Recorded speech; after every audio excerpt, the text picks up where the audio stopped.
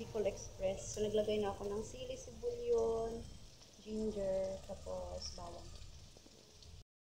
Itong bagoong. Hinugasan ko na yan siya. Lagay na natin to ang ating pork. Pinalambot ko na to siya kanina ng 15 minutes sa pressure cooker. Soy sauce, konti lang, pang kulay. Tayo ng brown sugar, konti. Tayo ng seasoning.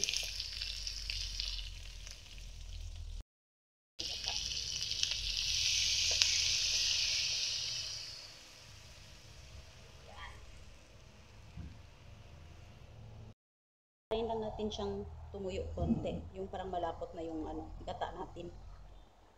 So, ayan na siya.